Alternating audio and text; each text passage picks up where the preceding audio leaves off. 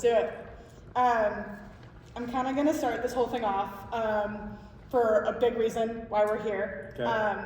You just finished another season with Big Noon, I'm sorry. As a co-host, you secured another season with your colleagues. Yep. And with the expanded college football playoff and the 18-team conference in the Big Ten. Mm-hmm. I think a huge part of you being an analyst is you direct facts and your sports knowledge to the audience, but another cool thing that you get to do is you get to shed light on some of the most touching and inspiring stories of college football and the Big Ten. Mm-hmm. You participated in the blood drive last year. Yep. I think my question for you is, with your platform and how you've been such a big TV personality within the Big Ten, how do you like to shed light on something like this to the audience, to your USC Trojan fans, to your Big Ten colleagues? Yeah, I think, well, one, I understand kind of the platform that I have, and I understand the reach that I can have, whether it's, like you said, just my voice on Big Noon Kickoff on Saturday mornings, or whether it's my voice through my social media stuff, I understand that platform. So I always said it's just important that if I can shed light on a great cause like the blood drive that I'm a part of, or another story. I always think just for me, being authentic and genuine to myself is always the best way, because I think people feel that when I'm doing something, that's just you probably can go on social media that's fraudulent, or that's not that's kind of lame or whatever. That's how I try to be. So something like this with the blood drive, it's very authentic, and it hits home for me because I've dealt with loss. My mom needed a lot of blood when she had her cancer. It just, as you get older and then when you're a parent, when these types of things kind of come across, it's oh wow, that's incredible. This campaign's incredible. I've kind of been a part of this. I really this would be great to be part of, and hey, let's tell this story. Let's get it out there. Let's promote it. Let's just get people involved, because they really don't know. I didn't know a ton about the blood shortage that we have in the country up until really a year ago. Mm-hmm. And then you start to read the numbers wow. So to answer your question, I think it's just important that I'm able to use, my platform to help give back and to help raise awareness for cool causes and good causes. I was going to say, there's such a big stigma around social media and how things are perceived today, especially. Yeah. So being authentic is definitely the number one drive for, especially, TV personalities like you. So I'm going to transition into football for a sec. Speaking of successful seasons-ish, USC's 2024 season. You could be honest, it was not that great of a season for USC. Yeah, it was first season in the Big Ten, 7-6, 4-5. Again, hard adjustment from the Pac-12 after the whole conference just kind of dispersed. Worst record by Lincoln Riley yet, which is unfortunate, especially starting 11-3.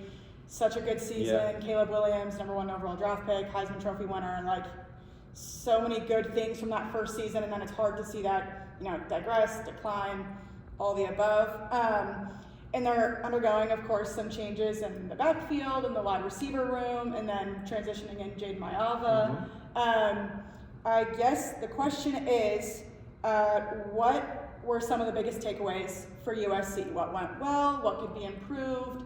How do you turn this around and do better? Yeah, well, there's a lot that could go better, but I think the biggest thing for them is, one, last year there were so many games they lost at the end, right? And that's football. Football's a game of inches, they say. There's also 2 or 3 plays, when a close game, it's always 2 or 3 plays that decide the outcome of a game. It can either go your way or it doesn't.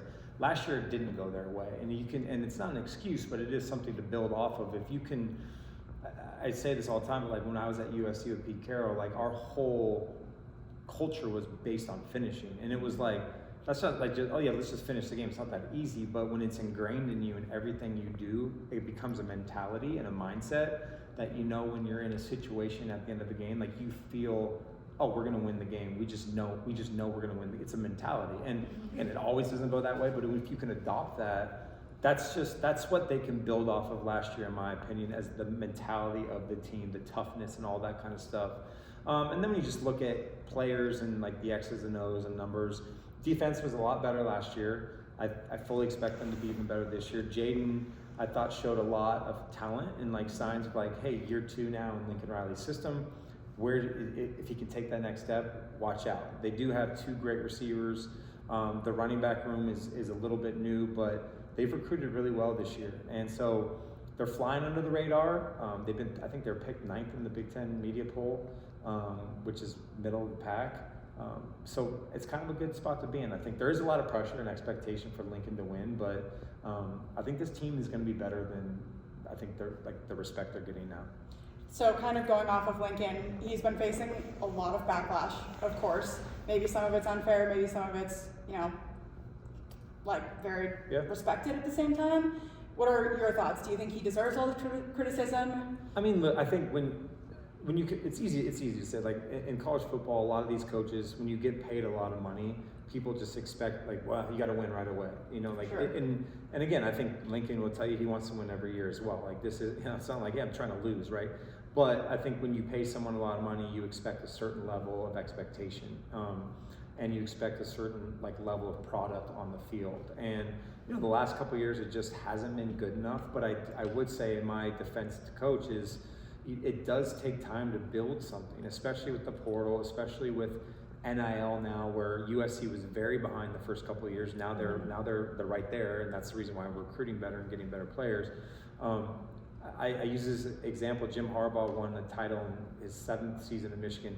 Every year, even on Big Noon, I feel like every year we would talk about, is this the year Jim Harbaugh gets fired if they don't win? Like, he ended up winning a national title, and because they stuck with him, they said, hey, we love what you're building here, it takes time, and just people are very impatient now, which I get. So I think Lincoln knows that. He's a pro, and I think he understands what they need to do better to win, and hopefully we see that. And that's I mean, you got to go out there and win. That's it. That's what it comes down to.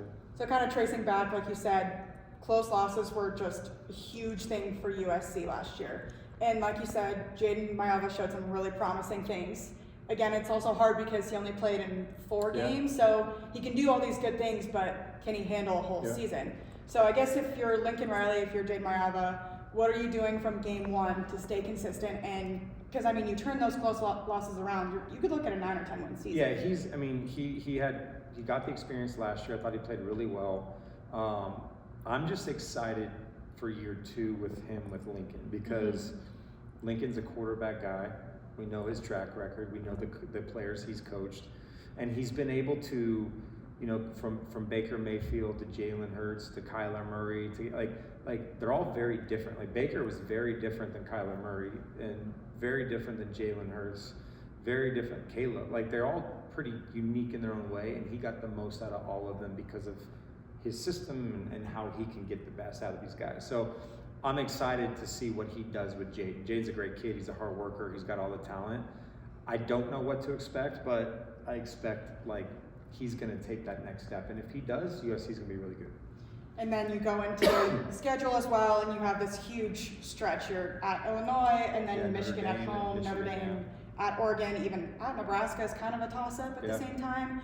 So they face another hard schedule, which is, again, the Big Ten is, you could almost compare it to the SEC, where it's just a ton of elite competition. It's not like there's 3 great teams and then the rest are bad. Yeah. So how does USC, again, you've really touched on finishing, and I think chemistry is a big thing for this USC team. You saw that a lot on offense. I think it was hard for them to play together in certain games, especially in some of those close losses. So again, what does it mean for some of those stretches? That's kind of right in the middle of the season. It's Big Ten football's tough. Every week, as you said, it's a deep conference. Every week is a tough game. The traveling, they also have Notre Dame in the non-conference, who's a great team. It truly is like one game at a time. That's a mantra that you have to have in football, especially. You can't look ahead because you can get beat any given Saturday. But yeah, it's just staying together, right? Staying together as a team. Like you can't, the minute you start to have division in a locker room, or you start to read the press clippings, the narrative, like that's when a team can just implode within the locker room, and you just can't have that. So they have good leadership back on the team. They have a really great coaching staff. I think they have a schedule that's favorable. Like that's a tough stretch, but they get Michigan at home. Illinois on the road could be a tough game, but you win a couple of those games, and then that just builds confidence. And then once you have the confidence as a team, and you feel like you can beat everybody, you can go in any stadium, that's a dangerous team. And we just haven't seen that from them yet, and maybe that comes this year. Yeah, it's especially hard because you send teams like Penn State to overtime, you lose by 1 to Maryland, like all those super close finishes where they could just be turned around.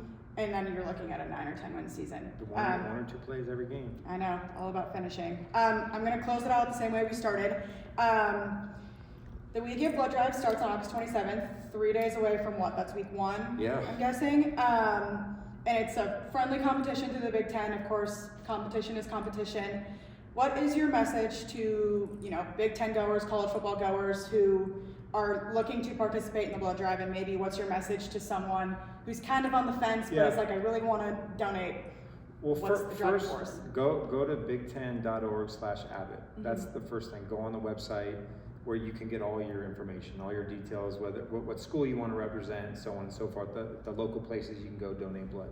So that's number one. I think the message is, it's pretty simple. One donation can save up to 3 lives, right? So when you start to look at the impact you can have saving the life of another person just by taking an hour out of your time, 30 minutes out of your time, whatever it may be, that's a pretty profound thing you can do. I feel like when you start to do your research and kind of learn more about it, you do realize it probably impacts you more than you think, even if you've never really given blood. But I would encourage, take that same passion and fandom that you have for your school during the week at tailgates, at the game, and use it to do this, right? Use it to do this at the same time, because it is a competition. It's meant to be fun, but also have a huge impact on a lot of people. There's a massive blood shortage in our country. This is one incredible way that Abbott has come up with this campaign to sort of attack that, and that's what we're trying to do. So just go out there, do it. It doesn't take a lot of time. I did it last year. I was at Ohio State game. I did it last year, yeah. Yeah, cool. Awesome. I think that's it.